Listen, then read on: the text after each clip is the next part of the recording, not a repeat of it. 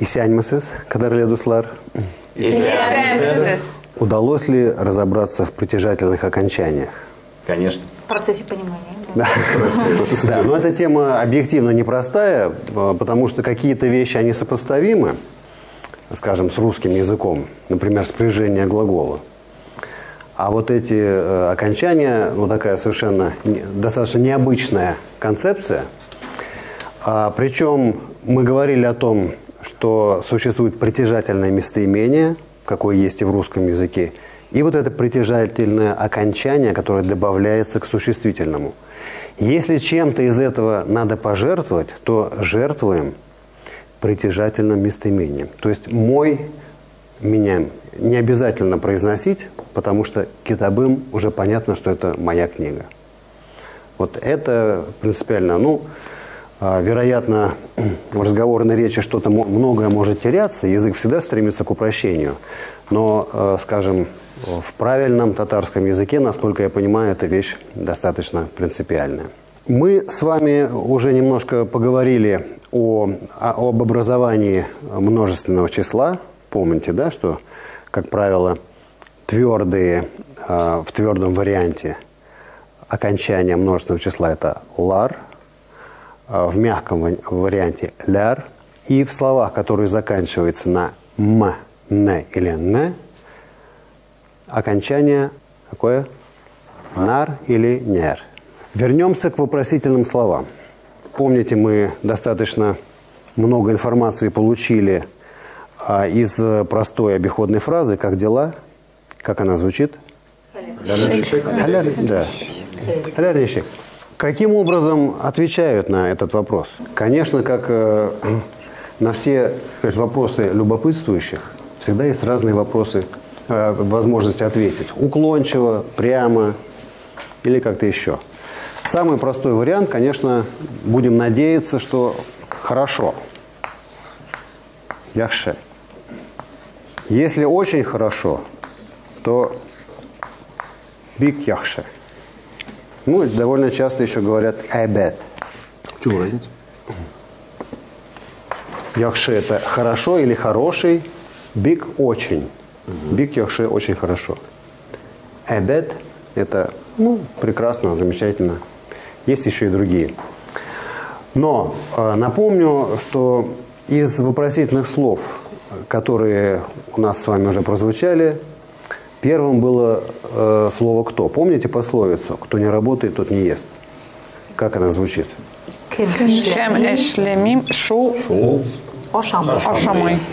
Вопросительное слово «кто», «кем». А еще мы с вами на одном из первых уроков говорили о том, какие окончания указывают на винительный падеж, то есть на объект действия. Когда вопрос не кто, а кого. Кем, да, кем – это явно слово, которое относится к мягкому варианту по закону сингармонизма. Значит, каким образом нам задать вопрос «кого»? Кимне. Да? Если бы здесь было твердое, то было бы вот такое окончание. Но раз вариант мягкий, кого? Начали мы спрягать глаголы с различных вариантов. Кто кого любит или не любит. А как задать вопрос? Кого ты любишь? Кимне син яратасың. Совершенно верно. Обратите внимание, помните, мы говорили, что в вопросительных предложениях к глаголу добавляется частица «ме» или «ме». Почему она здесь не добавляется? Потому что в этом предложении уже есть вопросительное слово. Есть аналогия. Помните, мы говорили, что в русском языке есть такая частица «ли». Она не обязательна к употреблению, но она используется только когда вопрос к предложению в целом. Например, «любишь ли ты меня?» Но если мы зададим вопрос «кого ты любишь?», здесь уже частицу «ли» в русском языке не поставишь. А там, где мы не поставим частицу русскую «ли» в русском предложении, там мы не ставим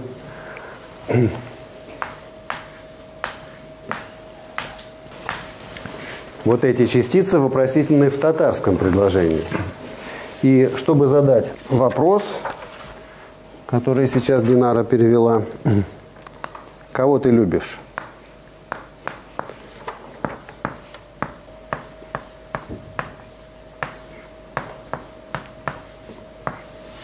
Вот как он выглядит.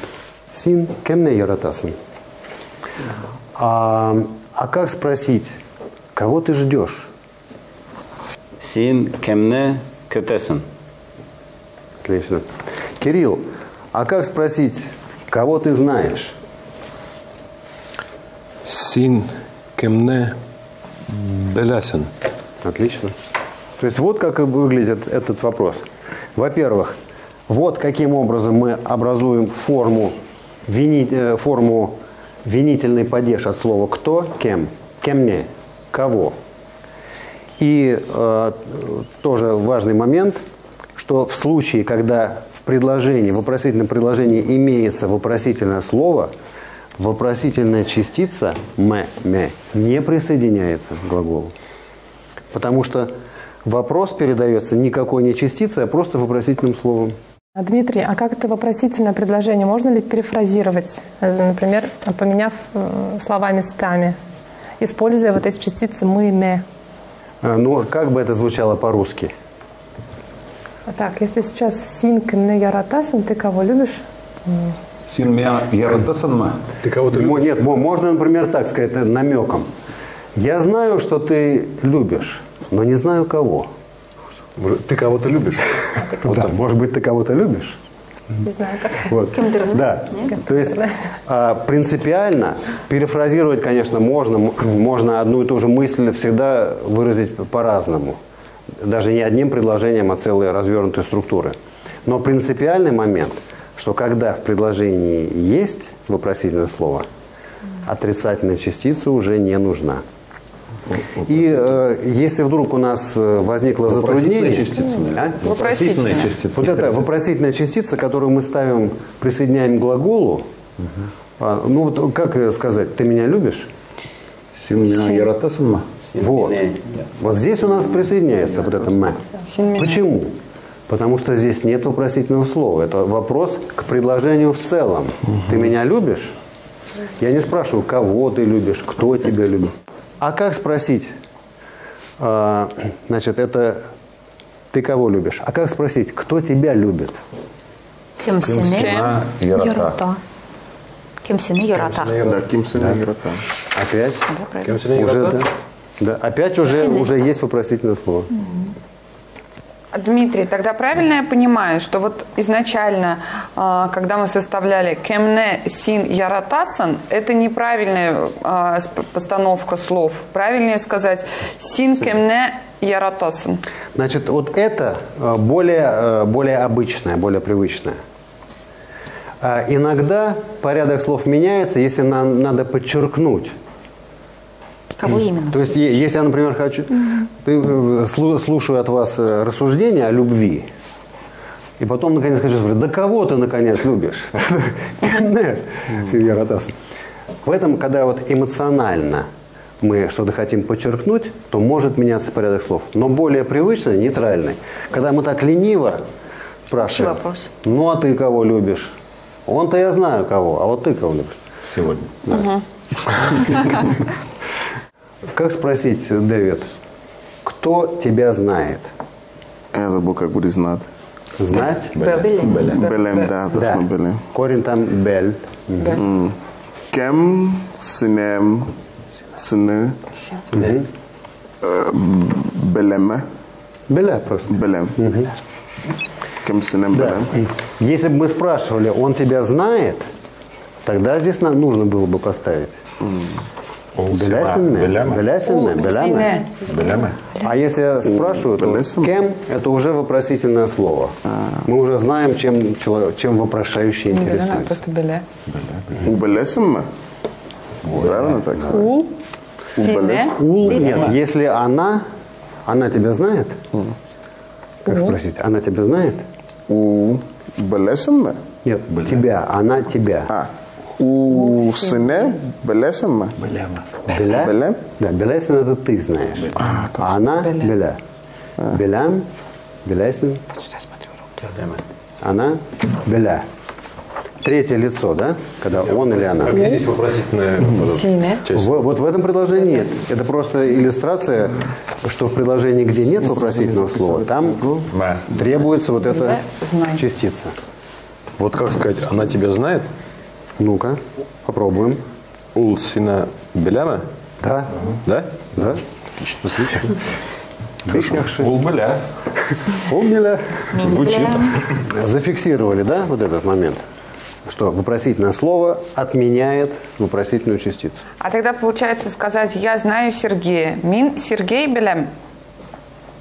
Да. Или Сергей не. Но к Сергею мы еще представим... Не? Вернемся. А про... Не, не. да. Мин Сергей Сергей не. не Угу. Белям. белем. Мин Сергей не белем. А как сказать? А он меня не знает. У меня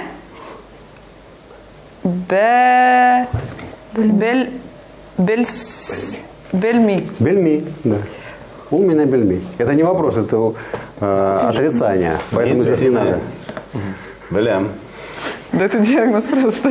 Ты не слышишь? Азгина.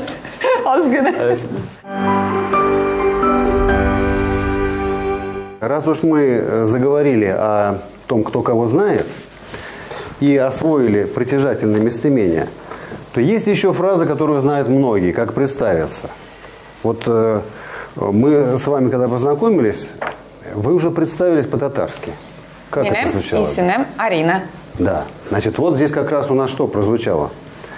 У нас прозвучало притяжательное местоимение «мой», а затем слово «имя». Слово «имя» – это «исем», само по себе. А когда «мое имя», то что у нас? Исемем. Да, вот тот Исемем. пример, который мы писали, меняем «исемем».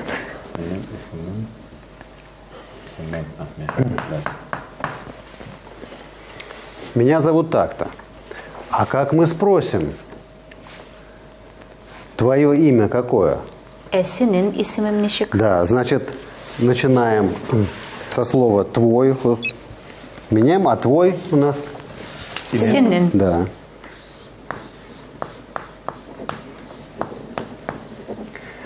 И здесь уже у нас окончание к имени какое?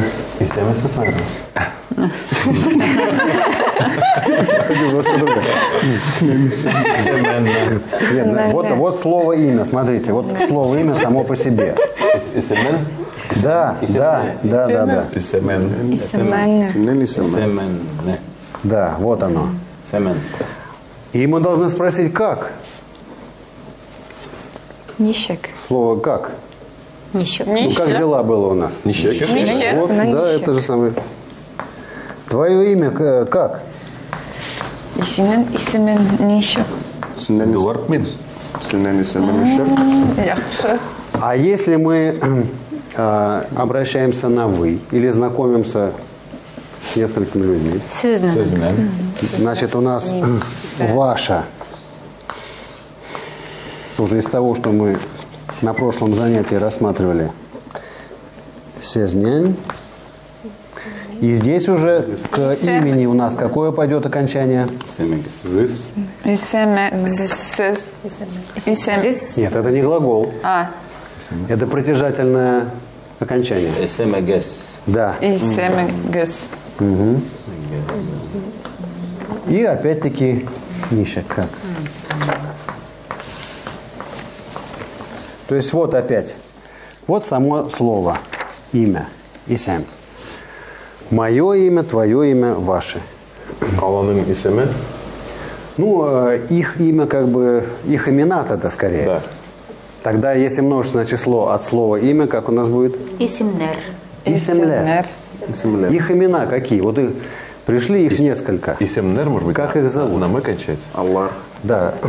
Это здесь у нас, это когда кончается на «м», то какое у нас правило вступает в действие? Исемен нишик. Исем, Аларнын. исемнер.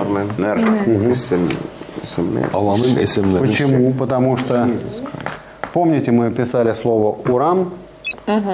Урамнар, да. А здесь у нас исем, но мягкий вариант. Поэтому что у нас получается, когда имена? Исемнер. Исемнер. Какие их имена тогда, мы спросим. Как это спросить? Арина, как мы спросим? Их? Или какие? Их имена, да, как их имена? Аларна исемнер нишек. Аларнен, исемнер, да. Исемнер нишек. Только что мы еще к именам добавим? Множественное число. Ну, множественное число Да. у нас уже есть. Но кроме множественного числа, нам еще нужно будет притяжательное окончание. İsimlere может быть? Аларнен. Аларнен исемнер Ре, нишек. нищий, да. Как их имена получится? Вот если народу много, всех не упомнишь. И когда познакомились, можно по-всякому, конечно, к этому отнестись, но в основном люди этому радуются. Поэтому говорят, я очень рад, да? Мин биг шат.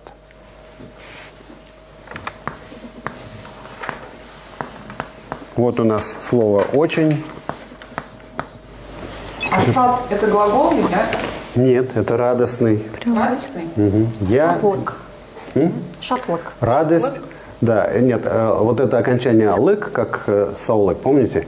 Это то, что помогает образовать из прилагательного существительное. Шатлык – это радость. Это радость, да. Когда мы говорим «мин биг шат», «я рад», то есть, помните, мы говорили о том, что не всегда глагол в одном языке переводится глаголом в другом.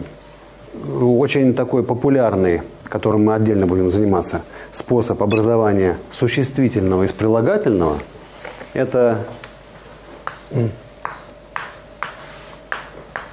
лек или лек для твердого и мягкого варианта. Ну вот мы говорили про здоровье. Сау – это здоровый, саулек – это здоровье. Шот – радостный, шотлек – радость. Или, например, бай – богатый. А богатство как будет? А, например, числительное один – бер. А как будет единство? Берлек. Берлек. Берлек. И таких слов огромное количество. Но сейчас вот важно уяснить, что мы расширяем тему, связанную с этикетом, то есть простые слова, которыми люди обмениваются, когда встречаются, здороваются.